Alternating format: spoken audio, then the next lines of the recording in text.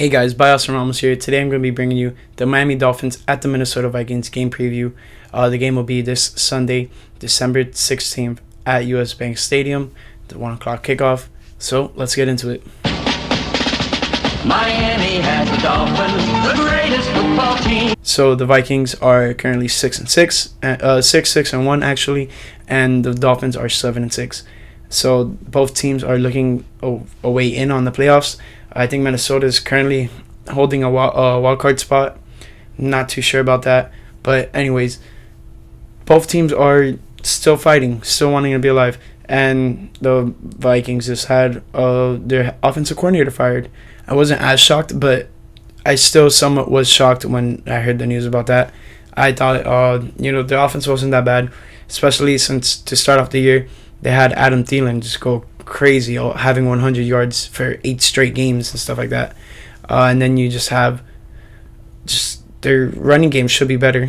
I'm not sure if it's really their offensive line play or just the running backs themselves. Obviously, Dalvin Cook headlines that group of players for the Vikings, and he hasn't been doing well so far this season, especially when they lose. Most of the time when they lose, they're held under 100 yards, and so that is one of the keys to victory, stopping the run for the Vikings.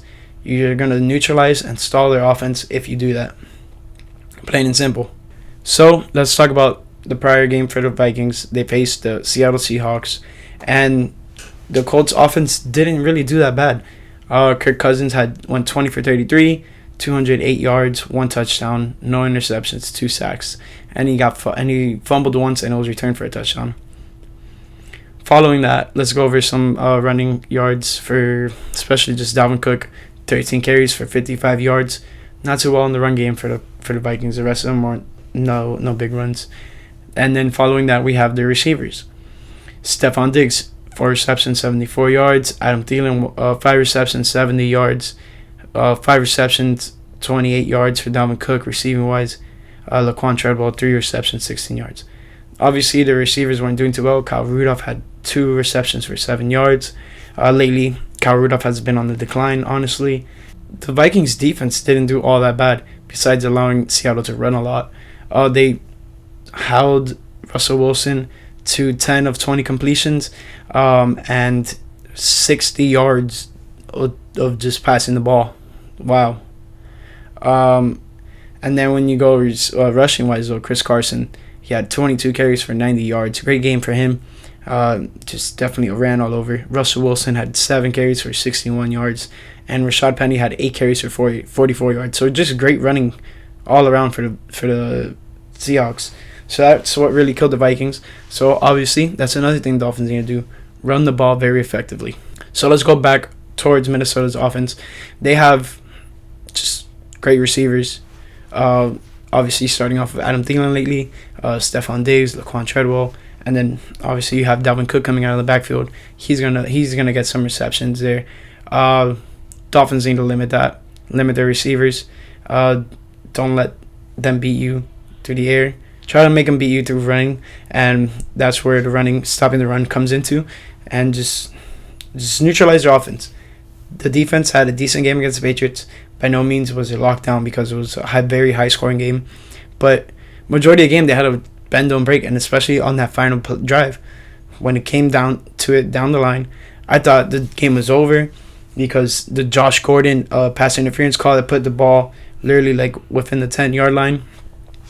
My face was stunned. I didn't think the Dolphins had any chance, and they stopped the Patriots and limited them to just a field goal, which was great for the Dolphins because it made it a 1-score game.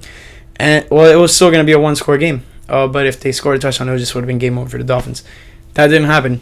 And then you have the Dolphins just pulling off that insane comeback win. So some things that I went over for the Dolphins that they need to do is stop the run for the Vikings, get at Kirk Cousins. Some things I said for the Dolphins that they need to do to win is obviously stopping the run, limiting them to less than 100 yards because that's a formula pretty much to beat them. And also stopping the receivers. Also, getting into Kirk Cousins' face is just a big priority. You're going to have...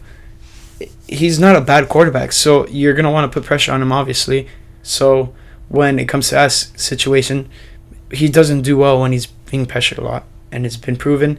And man, I'm not surprised when it comes to that. Kirk Cousins is one of those like top tier mediocre quarterbacks, if you want to say. So just get to him, put pressure on him, make him feel uncomfortable in the pocket.